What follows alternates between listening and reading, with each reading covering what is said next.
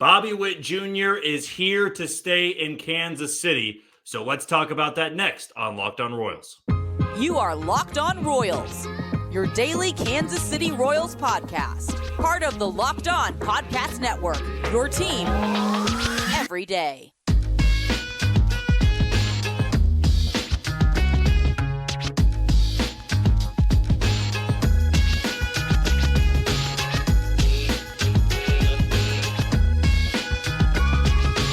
Thank you for tuning in to another edition of Locked On Royals on the Locked On Podcast Network. As always, I'm your host, Jack Johnson. You can follow me on Twitter or X at JohnnyJ_15. That's at JOHNYJ_15. You also can catch us on wherever you download your podcast, whether that be Spotify, Apple Podcast, Amazon Music, Google Podcast, Odyssey. We're also on YouTube, and now less than 50 subscribers away from our goal of 1,000, which was hoping to be met by opening day 2024.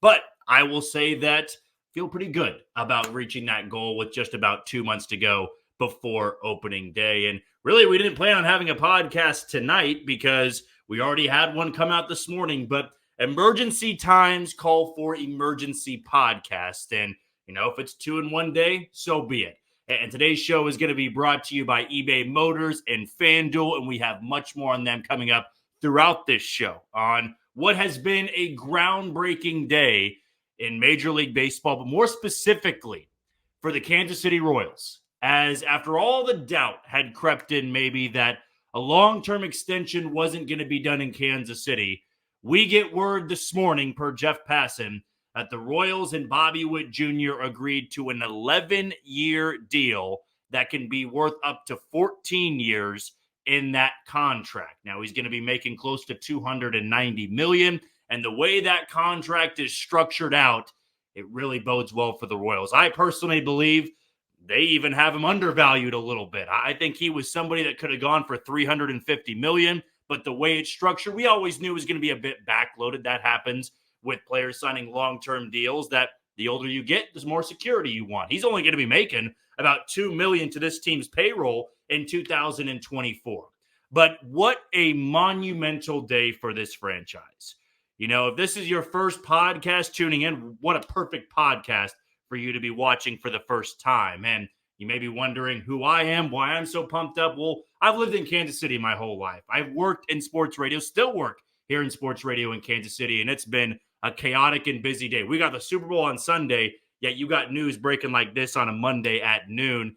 And it's been fun. It's been fun to cover this all day long. Been loving to interact with fans on Twitter or X, again, at JohnnyJ_15. It's been a blast because this was something that I thought, you know, down the road was very much possible. You know, I never got this feeling, this assumption that a deal was not going to be made. Okay, that never was in my mind. There were a lot of fans out there being pessimistic, saying, oh, I can just see it now, the Royals letting him walk away. Well, what I wanted to say a couple of times is they're not going to let him just walk after his rookie deal. I mean, that's mind-numbingly stupid. And no matter what scars the Royals have given you in the past, the bad draft picks, the bad contracts, even the dumbest general manager in the world could have made sure that Bobby Witt Jr. was going to be here longer than just his rookie deal. Now, I did understand fans, you know, concerns and nerves about maybe John Sherman not forking over the money, because we all know that the type of player Bobby Witt Jr. is and is going to be. This is a superstar in the making. You know, I go back to George Brett, and then I go back to Carlos Beltran. There's some fans that said, oh, Beltran doesn't belong in that group. Well, you compare the young numbers of Bobby Witt Jr., Beltran and him are very comparable, and Beltran was on a Hall of Fame ballot. So I'm going to say for a Royals player, that's pretty damn good. But I think I was more so concerned with, well, how many years are we talking? Because I had started to get out of my mind that 11 to 15 years just wasn't going to be likely. That he would have wanted a 6 to 7, maybe 8-year deal so that he could hit free agency still in his prime a little bit. And that would have been painful for Royals fans because at that point, a 6 to 7, 8-year deal, yeah, I feel good about not worrying about the next 4 to 5 years. But I also would go to the ballpark and think one day down the road, we are for a fact going to see Bobby Witt Jr. play elsewhere. You know, and I would say after seeing this deal, how it's structured, there's a chance he's a Royal for life. Not going to lock it in. I'm just saying better chance now than if it was a 6 or 7 or 8 year deal. Because in the same way that we all felt about Shohei Ohtani, not about the player himself, not comparing Ohtani and Bobby Witt Jr., but once Ohtani hit free agency, few people thought he was going back to Anaheim. There just wasn't going to be a likelihood. And that's the feel I would have gotten 7 or 8 years down the road when Bobby Witt Jr.'s contract would have been up and he hits free agency at 31, 32. Yeah, the Royals would have been mentioned, but we all would have known if he really wanted to be here long-term, if he felt like he could make the big money here, he would have signed a longer deal when he was 23, 24 years old. And that's what's so glorious about today, is that it's franchise altering. There were 3 teams in Major League Baseball that had not signed a player to a $100 million contract. The Oakland A's, who we know how they operate, small market, small budget, never spend big bucks. The White Sox, funny enough, had their most expensive deal in franchise history last year, and it was former Royal Andrew Benintendi. The Royals were that 3rd team. Their expensive deals had included Alex Gordon and Salvador Perez and Ian Kennedy and Gil Mesh. This is groundbreaking. Absolutely groundbreaking. This is $200 million more than what we're accustomed to a big-time contract. This is a transcendent superstar player that you don't have to worry about leaving for a long, long time. I got to tip my cap to John Sherman. Listen, I know owners get heat, and they deservedly get heat if they don't spend a lot of money. And with small market teams everywhere in baseball, the common thing that is done with small market teams is you cry poor. Say, we can't compete with the Yankees and the Dodgers and the Red Sox. We can't fork over money like that. We always have to worry about getting high draft picks, developing players, and then when their rookie deals are up, we're not going to give them that contract. We're going to trade them and flip them for more prospects. That's how business is done. But the fact that the Royals had their most expensive, their busiest, most aggressive, active offseason in 2 to 3 decades, and then to top it off, the cherry on top is a 11-year extension for your star centerpiece. That's unheard of here in Kansas City. And that's why I went out there and said, this is groundbreaking for the Royals, because now moving forward, you are going to look at this team and think differently of them financially. Okay? Because also here's the good thing. 10 years from now, what Bobby Witt Jr. is making is going to be what a lot of players are making. You know, there's always that common, joke that people make when a small market team signs somebody long-term. It's, well, by 2030, he's the only player on the roster. No, the money starts flowing in a little bit more. And I think that what John Sherman is trying to do is build this team not only for now, but for the future. And I would go as far to say if they didn't make any moves, right? They didn't sign Lugo, Waka, Renfroe, Frazier, Stratton, Smith, none of those guys, and got this extension done, it's still a top 5 offseason in Royals history, because they would have broken that threshold of a $100 million contract. It proves to me now, don't rule them out down the road for big-time contracts. Bobby Witt Jr. now is the 15th most expensive player in baseball per Spotrac. 15th most expensive. Plays for the Royals. That's bonkers to think about. And the fact that we've just kept seeing them make these moves and money on top of money on top of money, it is different. And it feels different. I'm not going to lock in whether the Royals are winning 75 or 90 games. That doesn't pertain to my argument here. My argument here is now this is the offseason Royals fans have been hoping for, not the last 5 to 10 years. This is the offseason they've been hoping for in their lifetime. Now, I'm not saying you go crazy over Seth Lugo and Michael Wacha. It's the fact they haven't stopped spending. They just keep spending and spending and spending, and their grand finale, at least we think it is, their grand finale is a $288 million contract to their superstar. That's never been done. Not even close in franchise history. Like, you look at the records for every other team out there.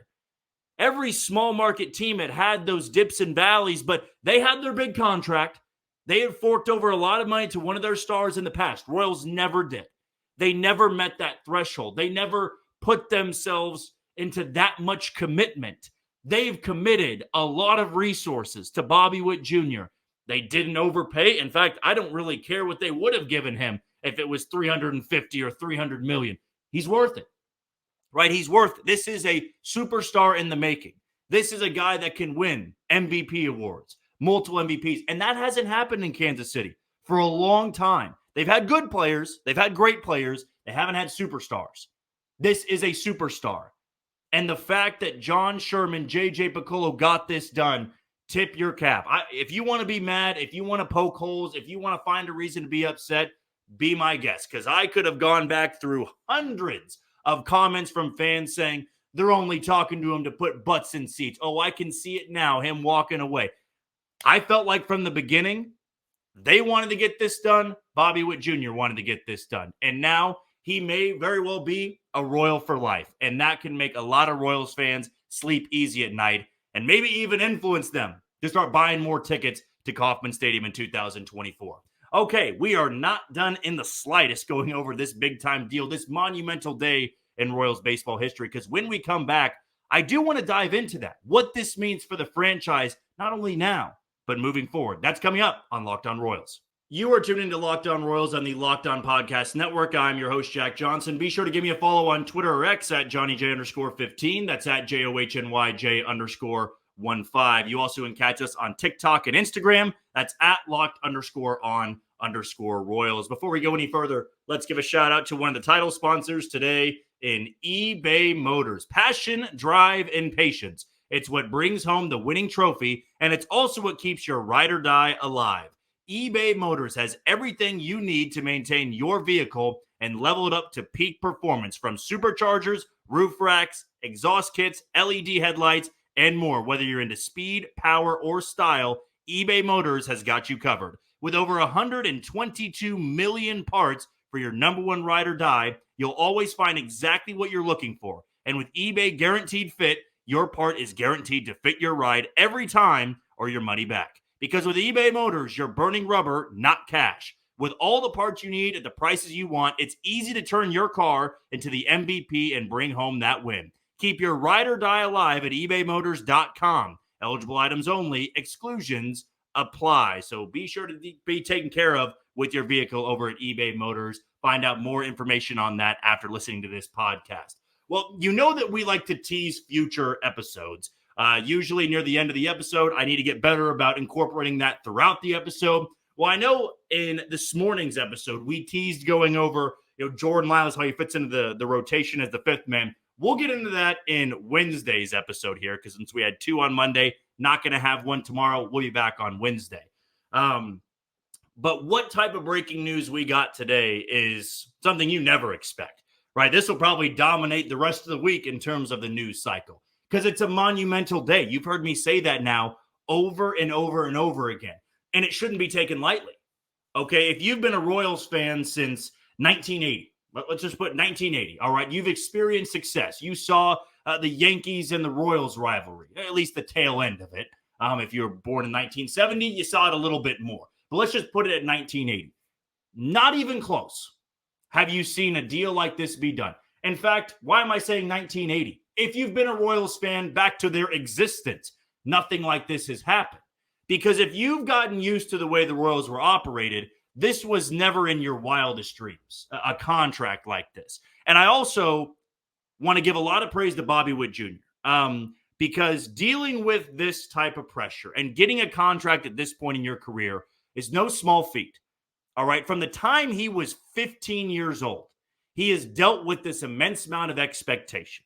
And not everybody lives up to it. I think baseball players have a harder time becoming the star version of themselves than NFL players do, than NBA players do, than NHL players do, because you have to go through so many levels. Even if you fail, 7 out of 10 times in the sport, you're a Hall of Famer, right? I mean, it's so difficult that not even that threshold, right? It sounds crazy. People are going to go, whoa, you can fail that many times, you're still considered good, because the sport is that much harder. It sounds biased. We're a baseball podcast. So, yeah, we're going to sound a little bit biased. But from the time he's 15 years old, he's dealing with this expectation. He's the star of his varsity team. Okay, by the time he's a senior, he's a top 5 draft pick in Major League Baseball. I vividly remember in the draft that there were 2 can't-miss prospects. Everybody agreed on it. Adley Rutschman hasn't missed, and Bobby Witt Jr. When you deal with that at 18, now you're going through high A and double A and triple A, knowing this is the pressure we put on you. You're our star. You're supposed to be the guy that brings our franchise back. He gets up. He starts on opening day in 2022 at third base, I might add, a position he's not comfortable playing, spends the majority of his time there, deals with rookie struggles, but he's 21. By the end of his second season, we're talking about MVP votes. We're talking about him being the best player that's ever come through Kansas City, including Brett, including Beltran, including anybody from those postseason runs in 14 and 15. And then he gets a contract like this. That's why it's so different.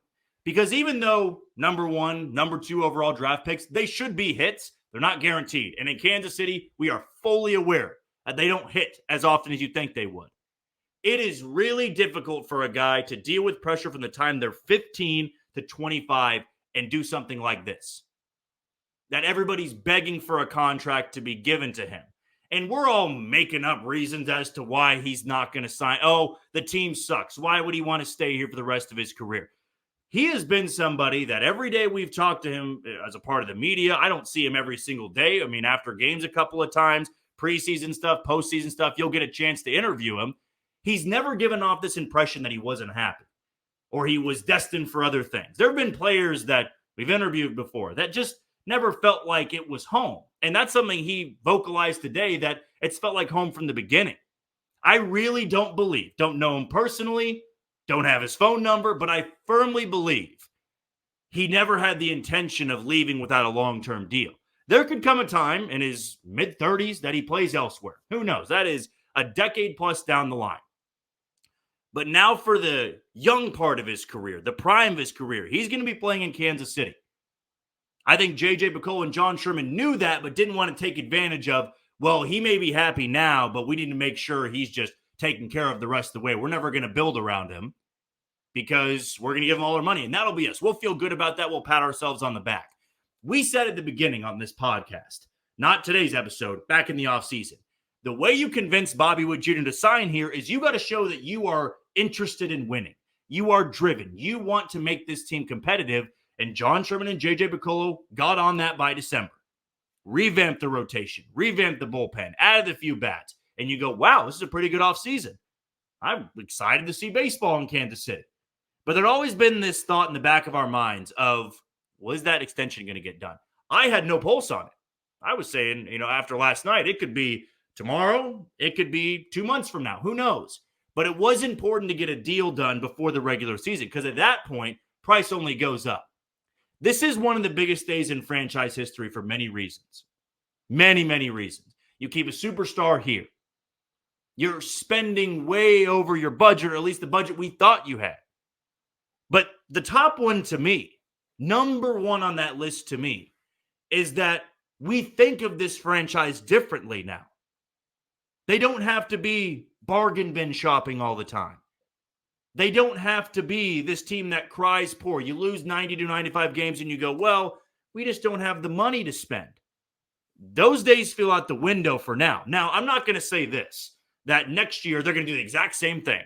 Locking up guys to long-term deals. They're spending 70, 80, 90 million on free agents. But it puts them in this conversation now of you can't rule them out of top guys in free agency for the future. And there's going to come a time in 2 or 3 years, a lot of the guys that are on contract, that are eating up money on their payroll, they're going to be off of it. Right? John Sherman and J.J. Picollo said on Saturday at Royals Rally, like Seth Lugo in a couple of years is the only guy they're tied up to contract-wise. There's guys under club control, but in terms of paying a significant amount of money, Lugo's the only one. So now I look to the future and I go, what happens when they want that top dog, that number one in the rotation, to pair alongside a Cole Reagans and maybe a Brady Singer for all we know? A 6-7 year deal. Do you not have a little bit more confidence now they could fork over the money as opposed to today, to even yesterday? Because my opinion's changed on it.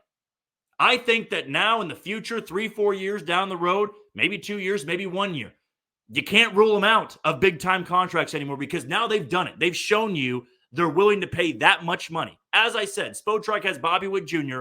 as the 15th most expensive player in baseball. Plays for the Royals, 15th most expensive.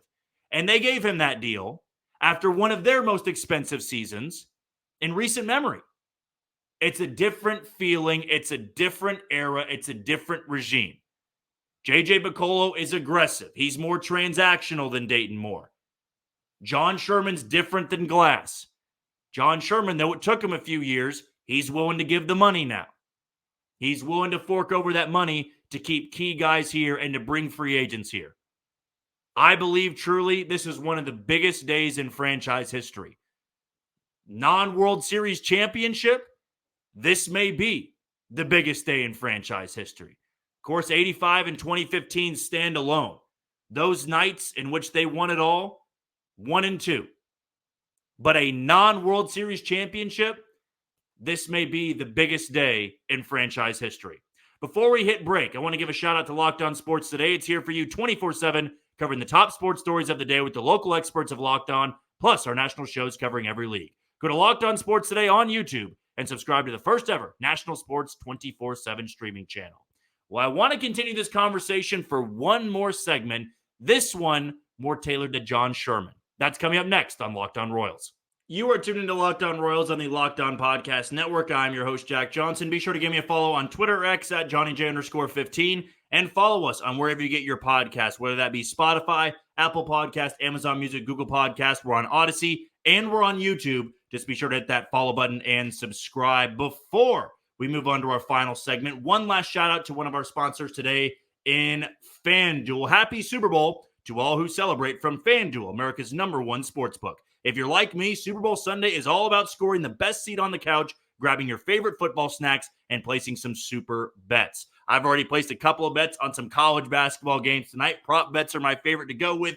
If you listened to this show before, you would know I'm a sucker for prop bets, and that's perfect because FanDuel has you covered with those prop bets coming up for the Super Bowl. There's so many ways to end your season with a W or 2 or even 3. Not only, as I said, can you bet on the winner of Super Bowl 58, FanDuel has bets for which players will score a touchdown, how many points will be scored, and so much more. New customers, join today and you'll get $200 in bonus bets if your first bet of $5 or more wins. Just visit FanDuel.com/lockedon to sign up. That's FanDuel.com/lockedon. Make every moment more with FanDuel, an official sportsbook partner of the NFL. You've heard me bring up John Sherman a lot this offseason. There were times I was critical. There was times I was frustrated. There was also times that I praised and wanted to put the good word out there about John Sherman. Because what we may not always understand, and I promise I'm not trying to be an apologist. I'm probably towing the line of it. But I promise I'm not trying to do this to make excuses for somebody. Because what I want to do with this podcast is be positive when there's times to be positive and be negative when there's times to be negative.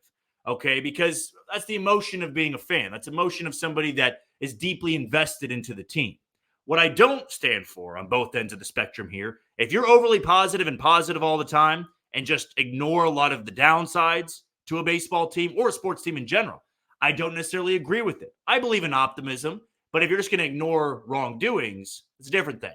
I also don't believe in being negative about everything because of stuff that happened in the past, right? I think it's a good example of dating history, right?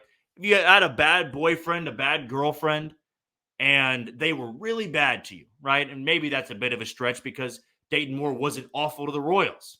Okay, they won a World Series championship, back-to-back American League pennants. But things that really frustrated you and scarred you as a fan, drafting, bad contracts.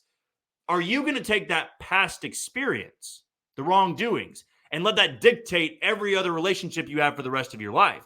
That's what I don't stand for, the negativity part of it. Because all the negative energy that I've been given or been responded to on Twitter or whatever social media platform, it's from people bringing up stuff in the past. I don't believe they're good because they did this. Or we look at their drafting history, obviously this guy's going to suck. I get that. I also don't believe that's a way to go through seasons. If you want to be pessimistic and negative, I guess if that's enjoyable to you, go right ahead. Today is not one of those days I'm going to be negative. Today is one of those days that you can be proud and happy to be a Royals fan. There's not been many of those days over the last 7 to 8 years. There are times to be depressed about it. There are times to be angry and upset. Today's not one of them. Today's one of those days that at least, you don't have to, I'm going to. I feel like I owe John Sherman a bit of an apology for the rush to judgment I had very early on. And I think a lot of that came from when John Sherman was brought on. We had heard that he was going to be a big spender, that he was going to change the culture. And when you hear that, you think, okay, I expect this team to be spending money that first offseason. What I didn't really factor in is he had bought the team as well. It was a hefty price to buy a team. Okay? No average Joe has the type of money that he did. And I do think billionaires are in a category of their own, right? We think the money's always endless. And the money's always flowing in with billionaires. That is true to an extent. But they're also not just going to throw money and throw money and throw money and not get a lot of return of investment. You know, if there's not a lot of people showing up to the ballpark, yeah, I get it. It's easy to say, well, spend money and we'll come. That's not always the case because the average people that are going out there, maybe the baseball fans will show up, but not the average Joes that want the experience. There's a part to this that is more complicated than just spend money, make them a winner. You got to round out the team a lot more. You got to build at certain points. And John Sherman, quite frankly, was very cheap in the first couple years that he was the owner of this team. But I never took that as he didn't care.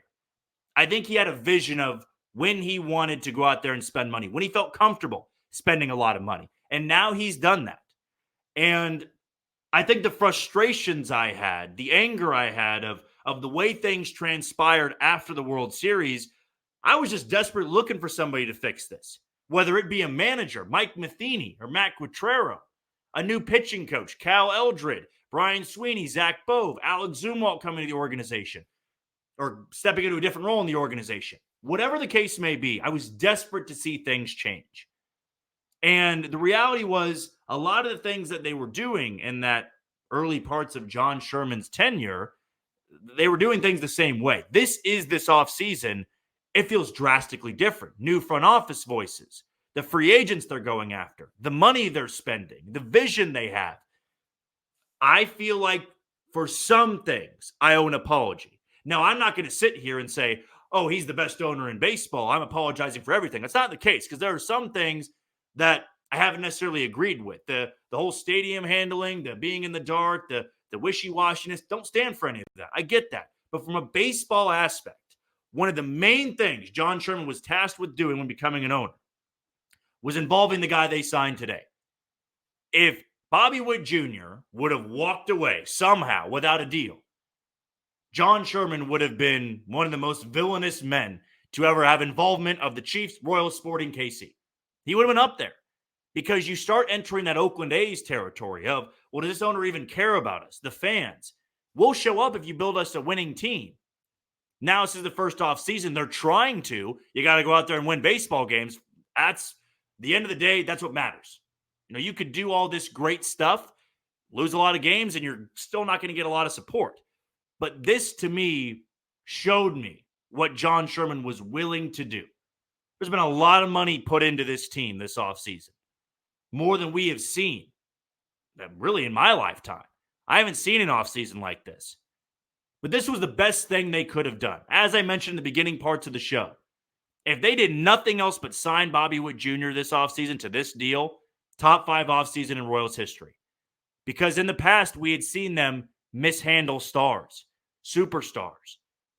You know, the Royals' reign of dominance, if you could say, ended so abruptly in 14, 15, and 16, or the 16, 17, 18 years, I should say. It's because none of those guys were really locked up to long-term deals. They let Kane walk. They let Haas walk. They didn't pay Haas. No, those worked out for him. They didn't pay Moustakas. He came back on a 1-year deal. So did Escobar. But everything fractured because they weren't willing to go the extra mile. I saw today they're willing to go not only the extra mile, maybe the extra 10 miles. And now they're keeping their star piece in Kansas City for a decade plus. Bobby Witt Jr. signing the biggest deal in franchise history today. It has been a blast covering it, and I cannot wait for things to come.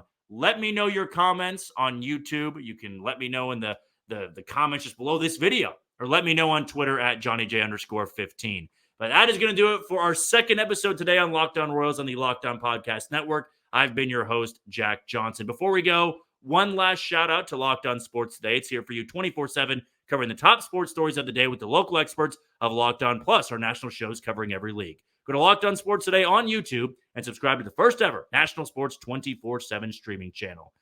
On Wednesday, I was about to say on Tuesday, on Wednesday, since we have 2 episodes today, we plan to get 5 in this week. We are going to talk about Jordan Lyles and if he's the right fit for that number 5 spot in the rotation. But until then, you take it easy, Kansas City.